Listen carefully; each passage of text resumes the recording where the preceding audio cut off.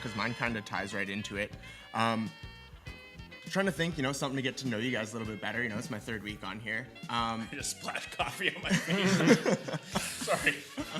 Didn't mean to undercut the sincerity of what you're saying there. Well, I was trying to think of something that'd be fun to talk about, and I keep coming back to past whatever in the arts culture. If there's anyone who's now deceased that you could have lunch with, who would it be, and what would you ask them? I have a pretty good idea of who I would pick.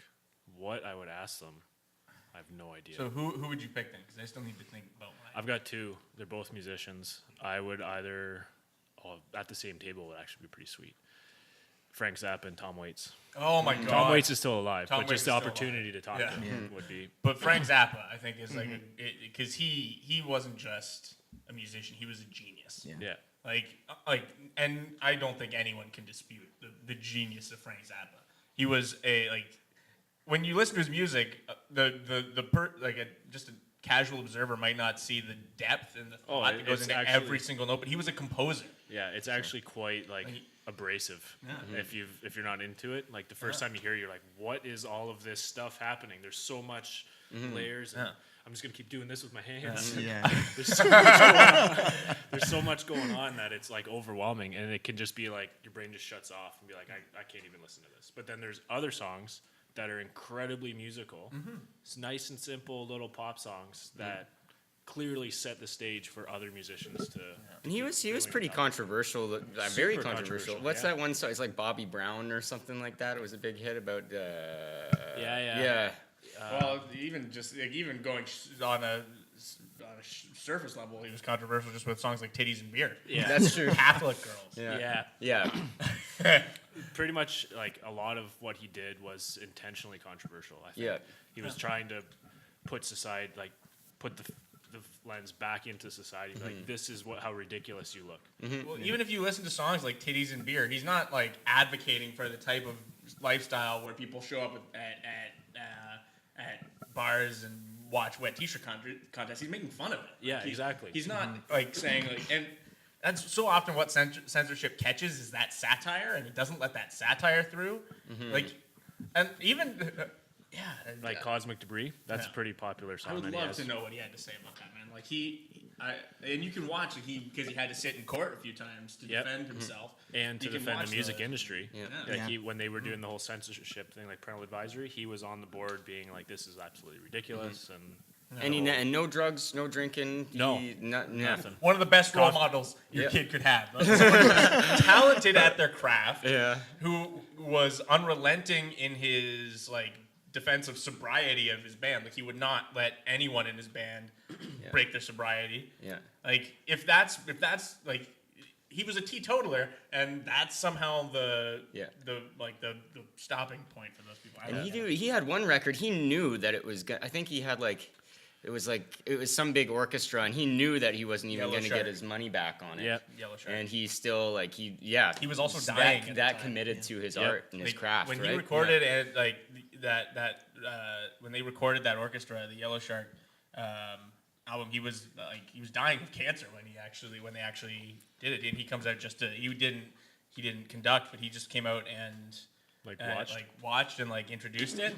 And apparently he was on his last legs and just wasn't doing so hot. But and that's what I was gonna say when you were talking about people maybe finding it abrasive. I'd say just go listen to Yellow Shark, because if you think that the guy who put together that rock band was just some guy who they just played a bunch of notes and made it sound no, he could hand that music to an orchestra and get them to play it. He knew every note, every beat that went into that music. Or what's that other one that's really nice and pretty? Peaches and Regalia. Oh, that's one of those ones. It's just a nice summer day kind of thing. Yeah.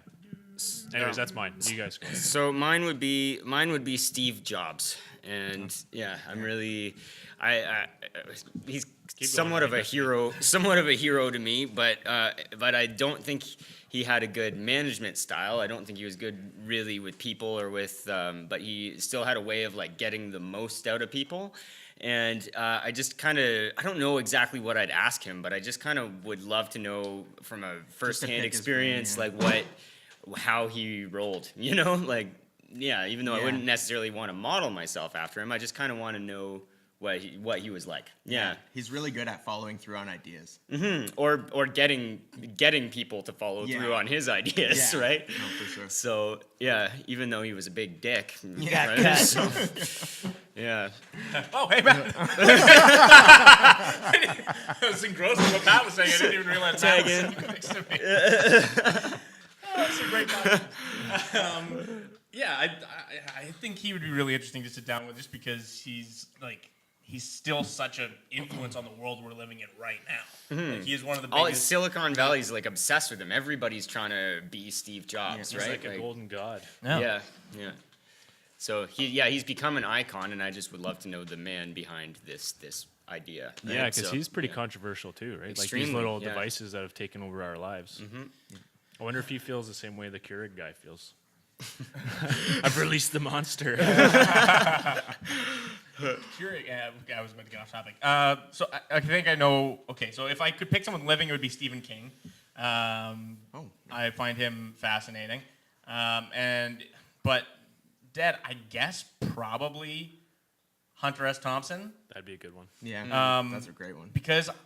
Not because I idolize him now, but because when I was younger, I idolized him so much that, and like, as you get older, you start to realize the flaws in some of these people's character that make them so divisive for people. Well, Hunter Thompson was just a mess of flaws. Like that's that's all. But that's, I think, why I would like to sit down with him, because to succeed in spite of all of that, the fire that must have been burning in him that people just couldn't stop, in spite of the wreckage he left in his wake. He succeeded because of it, not in spite of it. I like the show was like, that's why you wanted to be a part of it. It was like, what's he gonna do next? Before that, like when he was at Rolling Stone, like, it was like, what's he gonna write next? Like, a Hunter article came out, I gotta read it.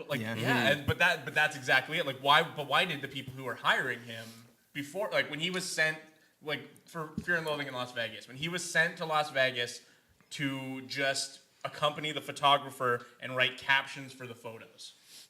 What did we searched this the other day? What are the captions and photos called?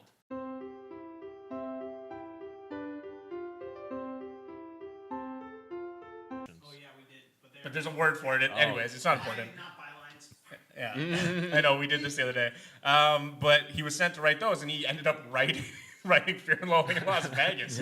Like, they were supposed to be like 500-word captions for pictures of people riding, what is it, motorcycles? I don't know. Have you read that book where he just like joined the Hell's Angels for a while? I did read like, Hell's Angels. Yeah. He ended up getting his ass kicked. Yeah, they whoop on him pretty hard.